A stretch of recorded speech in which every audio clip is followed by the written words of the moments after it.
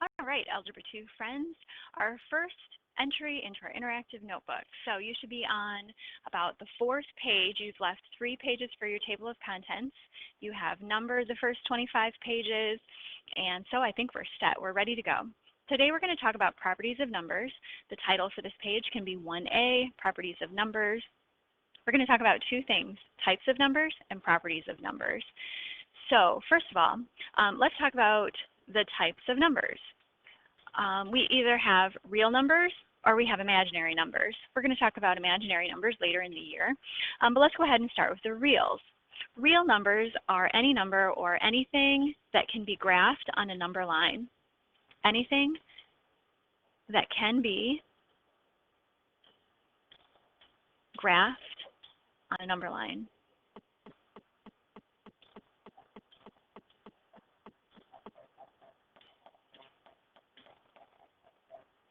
This word reads number line. All right, so anything that can be graphed on a number line. Then we can take the real numbers and break it into 2 subsets. So I'm going to make a little, like, I don't know, tree diagram or a flow chart maybe. So real numbers are an infinite set of numbers. Can be graphed on a number line. We can break these into 2 subsets, the rational numbers and the irrational. Rational and irrational. Again, these subsets of numbers are infinite. Like there's not a paper sack big enough in the whole entire world to contain all of these numbers, even if we, wrote them in as big as the size of a grain of sand. These are infinitely large sets of numbers. Irrational numbers, though, are special numbers like the square root of 10 or pi, or another favorite of mine is negative square root 3 over 2. In trigonometry, we'll see negative square root 3 over 2 as being the cosine of negative 30 degrees or the cosine of 150 degrees. But anyway, what's special about all of these irrational numbers is they come from either square roots or special relationships where we get a non-terminating decimal. So if you know anything about pi, you know that it's a number like 3.1415 that goes on and on and on forever and ever and ever. And our calculator will truncate it maybe to, I don't know, 6 or 8 or 10 decimal places. But really, these numbers go on forever. Just like if you type in square root 10, you're going to get a little bit past 3. Square root 9 is 3. Square root 10 is going to be a little bit past that 3. 3.1 something, something, something, something. And even though negative square root 3 over 2 is a fraction, it's a fraction with a square root in the top. So that makes it extra special, irrational. All right, let's jump back over here to the left and talk about rational numbers. Rational numbers are numbers that can be written as fractions, can be written as fractions. So some examples of rational numbers or fractions would be like 1/2, of course. I'm going to go back to that square root of 9. You're probably thinking, wait, that's a square root. Isn't it irrational? Nope. It can be written as a fraction. Check this out. The square root of 9 is like 3, and then 3 as a fraction would be like 3 over 1. That's legit. Another special rational number that I hope you recognize by now is the number 0.3 repeating. So that bar over the 3 means that that number is like 0.3333, and then those 3's are going to go on and on and on forever and ever and ever. 0.3 repeating is a special number, though. It can be written as a fraction. It's like 3/9, and then 3/9 is, of course, the same as a third. So there are some numbers that have a whole string of decimal numbers, but can still be written as fractions. And those are numbers such as when you have a repeating decimal or a set of repeating decimals. All right, let's keep working with these rational numbers. We can break the rationals into another subset. The next subset after the rational numbers are the integers. And integers are the subset of the rationals that have no fraction or decimal part. No fraction or decimal part. All right, so I'm going to list the integers as ... -3, -2, -1, 0, 1, 2, 3, ... So these dots mean that the pattern continues either trending toward negative infinity or trending toward positive infinity. So obviously you all know what a number that doesn't have a fraction or decimal looks like. And so these would be good examples of integers. This is a good way to kind of list the set of integers. Now I'm going to kind of throw some things at you. How about the square root of 25? Is that an integer? It's a square root. Well, yep, technically it is an integer because it's like 5. How about the fraction 15/3? Is that an integer? It is an integer because it simplifies down into a number without a fraction or decimal part. All right, we have 2 more subsets from the integers. The next subset of the integers are the whole numbers. And the whole numbers, I always think of whole numbers are numbers that you can use to represent puppies. Can represent puppies. Who doesn't love a puppy? Okay, so whole numbers can represent puppies. So of the integers, the only numbers in that set of integers that you can use to represent puppies would be 0 or 1, not 1.5, but 2, not 2.7, 3, not 3 1/4, but 4. So you get the gist. You know what I'm talking about. You can represent a 0 puppy, like that would be no puppy at all. So whole numbers are numbers that can be used to represent puppies, or in other words, they're just your positive integers, including 0.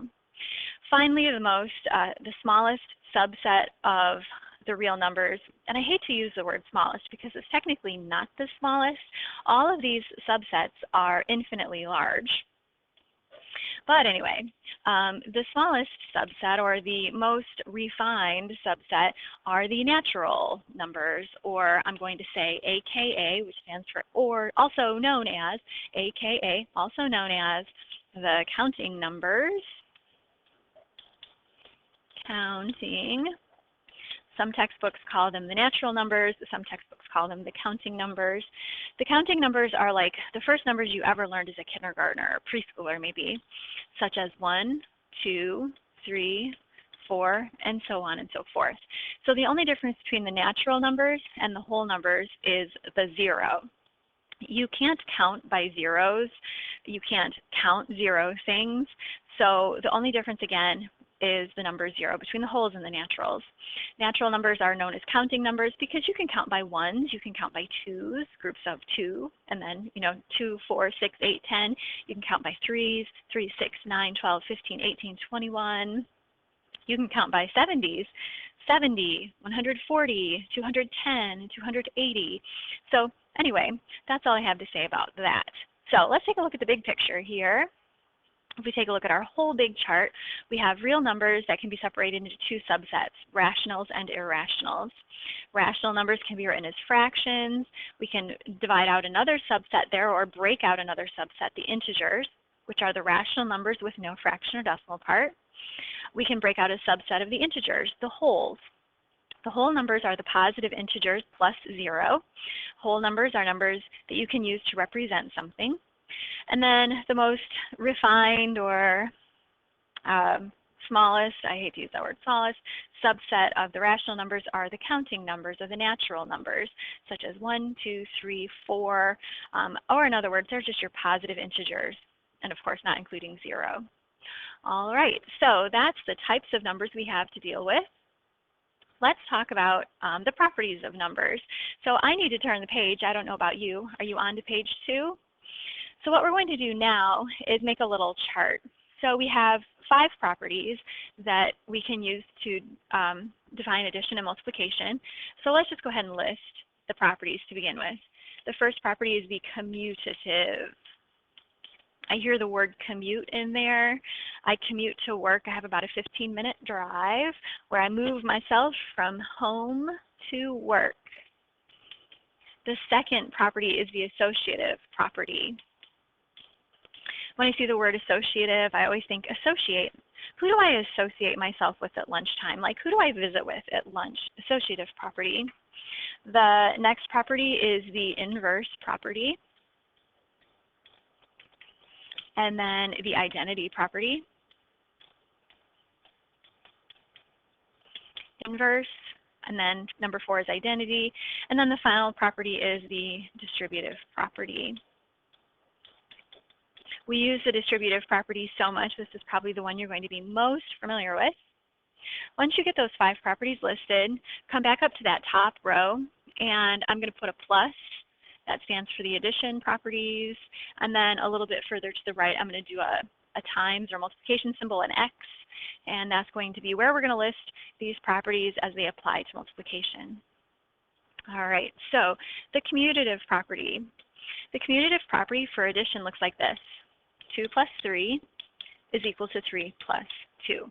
So you can see that I moved the numbers around, but I still came up with the same sum. 2 plus 3 is the same as 3 plus 2. Even if you move the numbers around in addition, you're always going to get the same answer. It's also the case for multiplication. So 2 times 3 is equal to 3 times 2. Yep, I know that to be true. 6 is equal to 6. All right, let's go on to the associative property.